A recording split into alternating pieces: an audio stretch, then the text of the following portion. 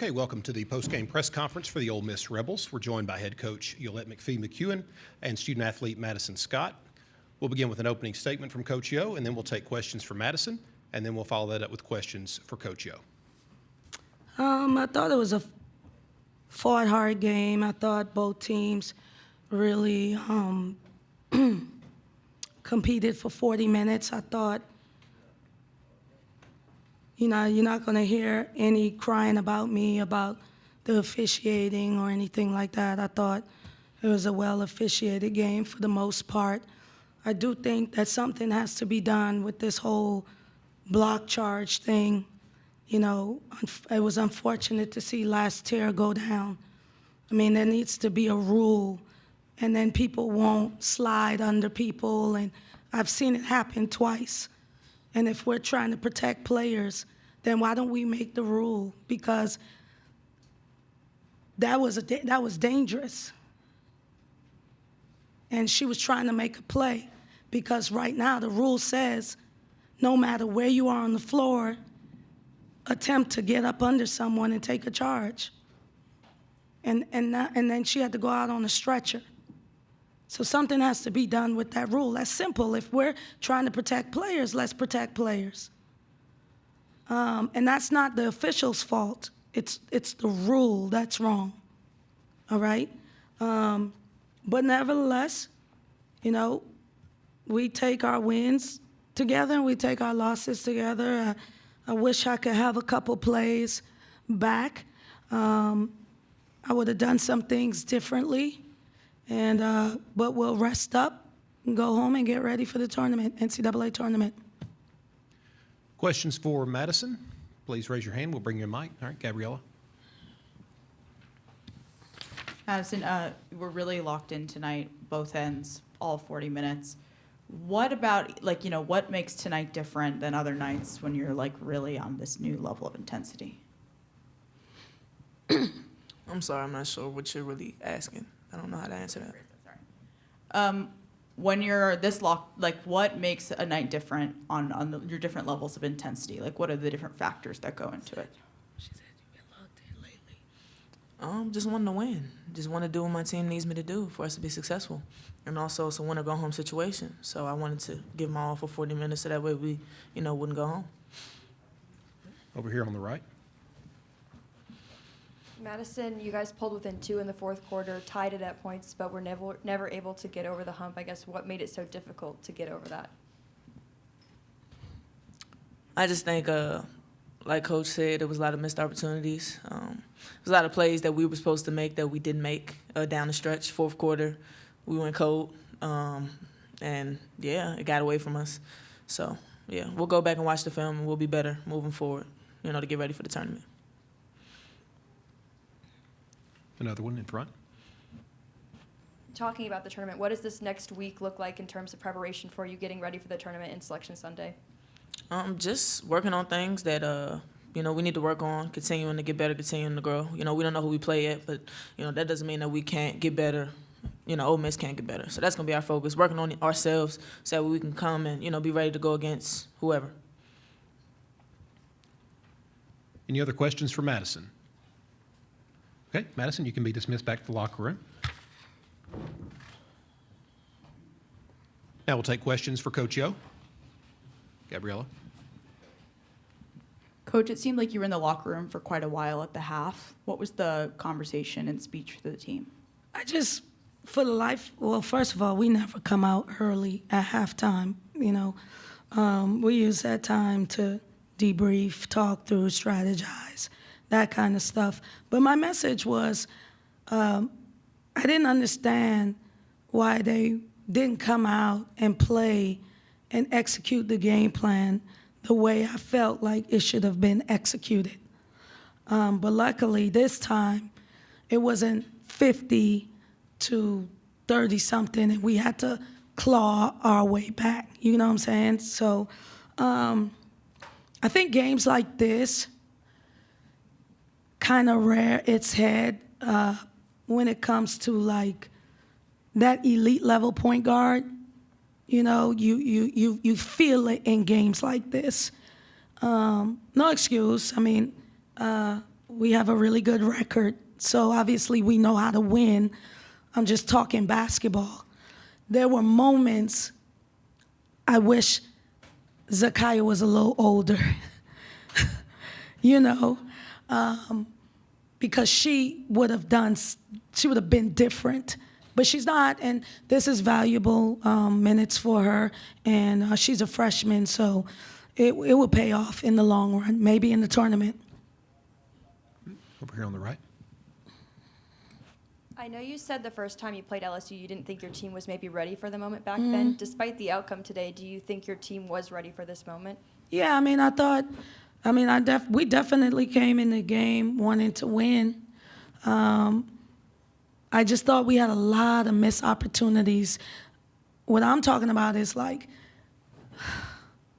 it's gonna give me heartburn, like closing out going into halftime. Shot clock violations, 10 seconds or less. You know, and the team is like, oh, Zakiya, but Zakiya is a puppy. She's a freshman. And they want her to do something that KK Deans would do. And then I didn't play Snutter, so then I don't have Toddy there. And so I vividly remember 5 possessions. We had something drawn up, and it did not go the way we had it drawn up. But at the same time, too, this was a last-minute change for me to put Zakiya in. So it's like, no blame. It's just great experience, and we are unlucky. You know, we were unlucky that we couldn't execute the way we wanted to. We'll go first to Gabriella, then we'll go down this way. Wanted to ask a little bit about Marquisha. Why did you originally recruit her? I know you've talked a little bit about that. And then where have you seen her grow, and what has she meant to the team? Yeah, when Marquisha went into the portal, we had Destiny Salary on the team, who's from Arkansas, and we had just, you know, it's funny, we had just played Arkansas, and she was in the portal, and Des came up to me. She said, "Coach, Quee is in the portal. We need her." And I reached out, and a lot of people told me not to take her, and she doesn't play a lot and that kind of stuff. But I mean, who looks like I look like the biggest winner? You know, Quee is a talented player. I think she has a bright future ahead of her. And I've really enjoyed coaching her thus far. And the way she's grown is understanding that she needs to be intentional when she's on the floor. Tonight, I thought it was difficult. I maybe should have drove the baseline a little bit more. They really helped off of Zakiya and clogged the lane. And so she had to make a lot of really difficult shots. And so that's something, you know, as a coach, I'm going to go back and look at for when we get to the tournament. Right here. Did you learn anything about your team and through this process of these 2 games that you're going to apply going into Selection Sunday and the tournament? Not really. I've learned a lot about my team since we won at Florida in overtime. You know, actually, and they have learned too. When you get in these type of settings, it's about will. You know, that's what it's about. And I thought when it really came down to coming down, I thought the national champs reared their head. For example, like Angel was relentless, Flage was relentless. And I thought those 2 really was like, you know what? We're not losing tonight. And that's experience. And so I didn't really learn much. I thought we had chances to win the game. You know, it's just unfortunate, but we will learn from the film. Over here all the way on the right. Chessa Boucher with WVLA in Baton Rouge. Coach, you mentioned Angel Reese there. It seemed like, especially in the fourth quarter, the object for LSU offensively was to get Angel the ball inside. What did you see from her? I mean, Angel is player of the year. You know, I've said it publicly. I've always been a fan of the Barbie. You know, I like tough players.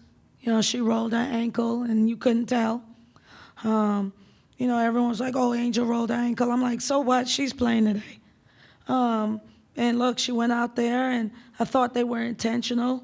We got in some foul trouble. I thought Rita did a great job with her, but, you know, she's so relentless and finds a way to, you know, her greatest strength is her will. You know, she missed, she goes back and gets it. She just out-wills you. And they rode her like they should. And I felt like that was the difference. Right here in front. One more about Marquisha. What do you want for her at this next level? You know, presumably she's going to go pro. Yeah. What's the best case scenario for her in her future? I think the best case scenario for Kui would be to be with a organization that has experience, so that she could be a sponge and learn. You know, no one's bringing her in to save the day. I try to tell my players that all the time. Franchise players are already at those teams. It's not like the W has 50 teams, you know? So, like, each team already has a franchise player. What I want for Kui is to just apply all the tools and skills that we've given her. College sometimes makes you come very dependent, and that's really not the real world. And I always tell Kui, like, Kui, it's not going to be like this once the last buzzer sounds. You're not going to have someone to make sure your socks are there and, you know, you eat 3 times a day. Like, it ain't happening. So I've been talking to all of my fifth years about just growing up and learning, taking all these tools and resources that our beautiful university has given us, and now starting to apply it so the transition is not that hard when they get into the real world. Any other questions for Coach Yo? All right, thank you, Coach. Thank you.